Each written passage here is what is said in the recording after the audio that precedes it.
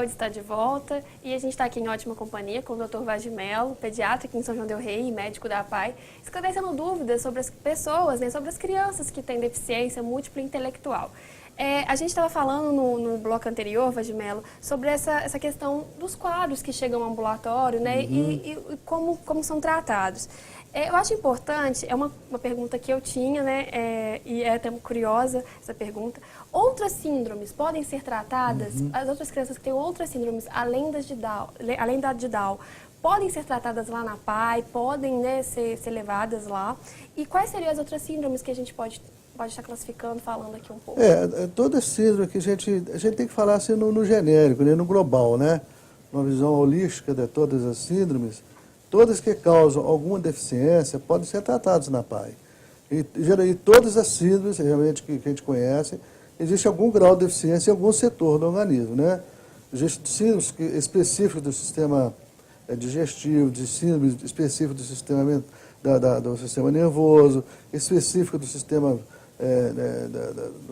da fala, da visão, etc. Aquilo que nós falamos antes. Então, não só a síndrome de Down, não, são todas as síndromes. Então, é o que eu estou falando com você, existem muitas síndromes, centenas de síndromes, e todas elas cursam com algum grau de deficiência. Entendeu? Então, todas elas que têm algum grau de deficiência, que procurar um ambulatório da APAE, a gente tem que, primeira coisa é fazer o diagnóstico dessa síndrome, né? A gente vai ter que procurar fazer por que existe aquela síndrome e o que aquela síndrome está trazendo de mal para aquela pessoa e procurar fazer uma abordagem específica em cima daquela malformação e para saber o grau de influência dentro da vida daquela pessoa.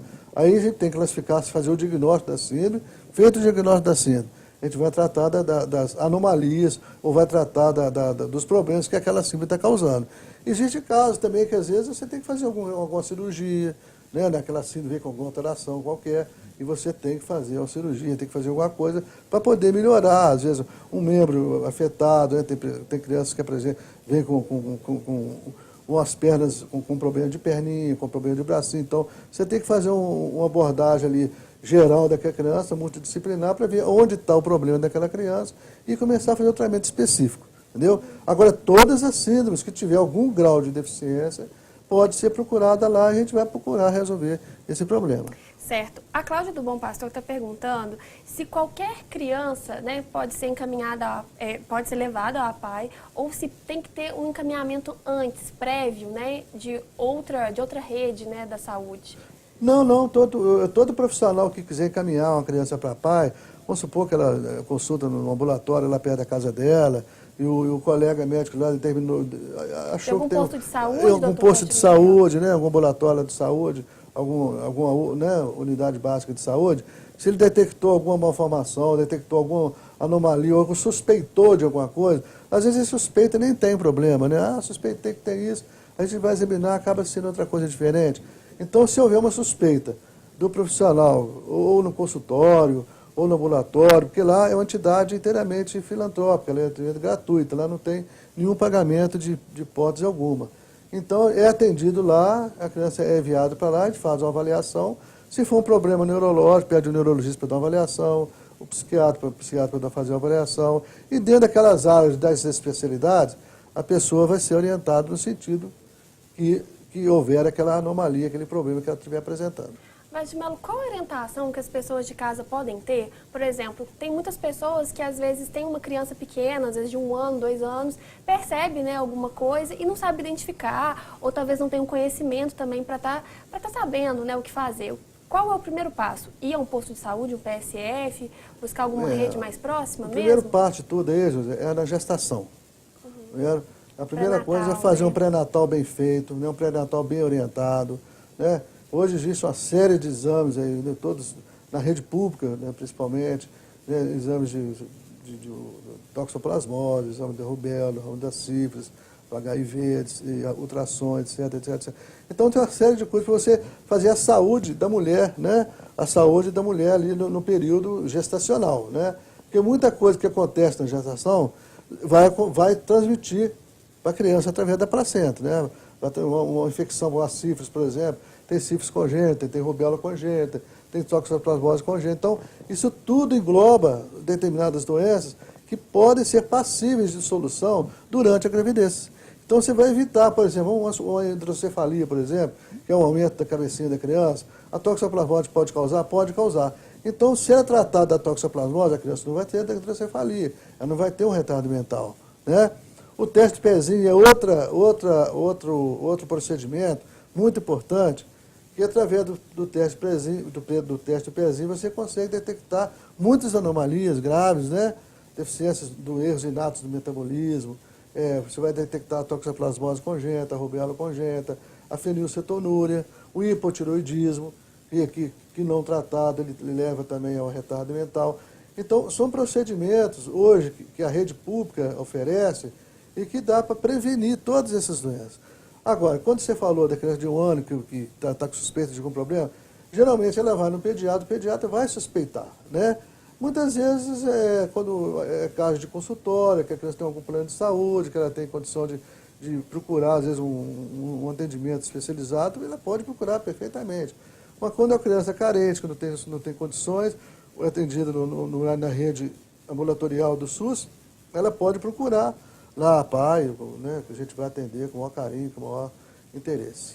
Interessante isso aí. É importante a gente estar falando sobre essas questões, né, para estar mesmo valorizando até o trabalho da APAI, né, que é um trabalho muito sério e comprometido com essas crianças. Acho interessante a gente falar de como que é esse estímulo, né, intelectual físico e de que forma, né, essas atividades elas contribuem para a saúde dessas crianças. Essa questão de ir à escola, de ter educação física, como que isso ajuda, Vladimelo? Olha, a gente levando em consideração a deficiência mental, o sistema nervoso ele tem uma característica muito interessante. Quando existe determinada lesão de um determinado departamento do cérebro, vamos falar assim, ele tem a probabilidade de usar algum mecanismo entre as sinapses que existem, né? São ligações que tem dentro do cérebro, que ela vai compensar esse problema que teve. Então, existem determinados métodos que você vai estimular o neurônio, que é aquela célula que está lá dentro do cérebro, vai estimular aquele neurônio a fazer com que ele supre a deficiência de alguma maneira do outro, entendeu? Agora, é lógico, se você tem uma lesão num determinado setor, por exemplo, uma lesão na área visual, realmente vai ser difícil você realmente recuperar. Se você tem uma lesão na área auditiva, vai ser difícil recuperar. Mas o cérebro, por ele só, através do tratamento, através de uma dedicação dos profissionais, você consegue melhorar muita coisa, muitas lesões você consegue melhorar. A gente vê na PAI durante os tempos lá, a criança chega totalmente debilitada, mesmo se andar, com dificuldade de andar, com dificuldade de falar. E esse tratamento que a gente fala durante algum tempo, um tratamento prolongado, de médio e longo prazo, a gente fica surpreendido, depois de um certo tempo, como é que aquela criança conseguiu chegar, onde é que ela está agora? Ela está andando, ela está falando, ela está se comunicando, ela está brincando, né? E mais tarde vai procurar inseri-la socialmente, arrumar um trabalho específico para ela, né? Nós estávamos comentando anteriormente, né, um deficiente visual, por exemplo, pode ser um excelente locutor. A gente estava falando mais cedo. Então, isso aí são coisas que acontecem, quer dizer, vai adaptar aquela pessoa com deficiência a um determinado trabalho. A gente vê hoje várias crianças lá da PAI trabalhando no supermercado, trabalhando em outras empresas, porque agora com essa portaria que o governo colocou, essas crianças são inseridas socialmente no trabalho, estão trabalhando.